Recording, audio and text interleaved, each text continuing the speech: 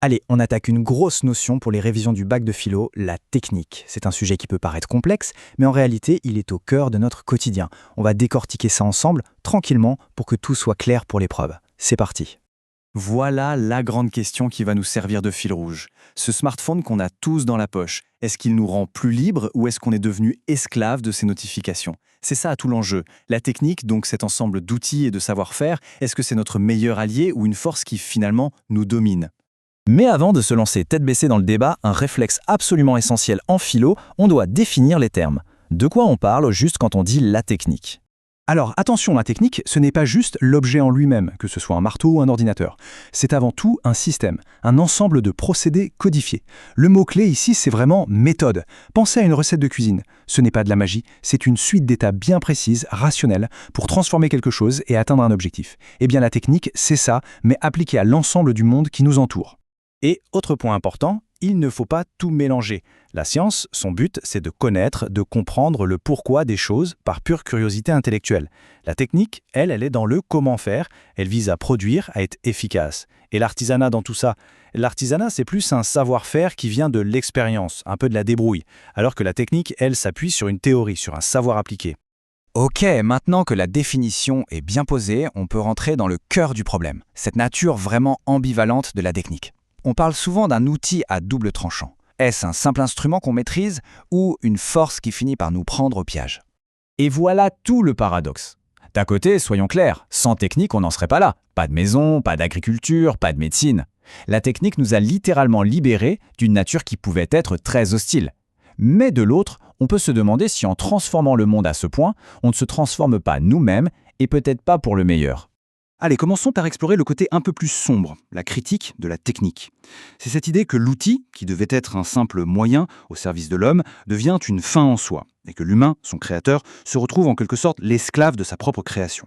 Le point crucial à comprendre ici, c'est que la logique de la technique se fiche éperdument de la morale.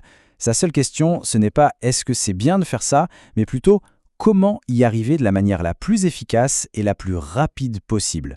L'exemple typique, c'est le travail à la chaîne. C'est hyper efficace pour produire, mais ça peut complètement broyer l'humain qui n'est plus qu'un rouage dans une immense machine. Cette obsession de l'efficacité peut nous faire oublier ce qui est vraiment important. Et cette recherche constante d'efficacité, elle a une conséquence très visible, la standardisation. Le sociologue Gabriel Tarde l'avait déjà remarqué au XIXe siècle. La technique a cette tendance à vouloir effacer les particularités locales pour imposer un modèle unique parce que c'est plus efficace. Il suffit de se promener dans les centres-villes aujourd'hui, ils se ressemblent tous, avec les mêmes magasins, les mêmes produits. Et là, on a cette citation très forte de Heidegger. Ce qu'il nous dit, c'est « Attention, on est tellement obsédé par nos outils, par leur fonctionnement, qu'on ne se rend même plus compte de ce qu'ils nous font. On ne voit plus comment ils transforment notre façon de penser, notre rapport au monde. On est un peu comme des poissons dans l'eau, incapables de voir l'eau elle-même. Et pour lui, c'est ça, le plus grand danger. » Mais bon, ce serait trop facile de ne voir que le côté négatif. On va maintenant renverser la perspective. Et si la technique, au lieu d'être une menace, était au contraire ce qui nous rend profondément humains? Si elle était une condition même de notre existence? C'est une idée vraiment puissante. Pensez-y, un animal, un oiseau, a des ailes, une tortue a sa carapace. Ils sont équipés pour leur environnement. L'être humain, lui, il arrive au monde tout nu, sans défense naturelle particulière. Il est donc obligé de créer, de fabriquer, de façonner son propre monde pour pouvoir y vivre. La technique, ce n'est pas un luxe, c'est une nécessité vitale. C'est notre manière d'habiter la planète. Et puis, il y a autre chose, l'usage d'un objet technique n'est jamais juste fonctionnel. C'est aussi un symbole. Quand on choisit une marque de téléphone ou un modèle de voiture, on ne fait pas que choisir un outil. On exprime un statut social, des valeurs, une partie de notre identité. Nos objets techniques sont en fait le miroir de nos désirs. On peut donc voir la technique comme la matérialisation de notre conscience. C'est notre capacité à regarder le monde et à se dire « Ok, il est comme ça, mais je peux l'imaginer autrement ». C'est se projeter dans l'avenir, imaginer quelque chose qui n'existe pas encore et créer les instruments pour que cette vision devienne une réalité. C'est vraiment la marque de l'esprit humain. Au fond, loin d'être un asservissement, la technique est ici vue comme une stratégie existentielle. Face à un obstacle, à un problème, l'humanité ne reste pas passive. Elle imagine, elle conçoit une solution, elle construit un pont. C'est une façon active, créative de prendre son destin en main et de repousser sans cesse ses propres limites. Bon, alors où est-ce que tout ça nous mène? On a d'un côté un risque d'asservissement, de perte de sens, et de l'autre, l'expression même de notre humanité créatrice, libération ou asservissement. Pour sortir de cette opposition, il faut essayer de faire une synthèse. Et voilà sans doute la clé de lecture la plus pertinente. La technique en elle-même n'est ni bonne ni mauvaise, elle est neutre. L'exemple classique, c'est le couteau. Il peut servir à couper du pain pour un repas, ou il peut servir à tuer. Ce qui fait la différence, c'est l'intention humaine qu'il y a derrière.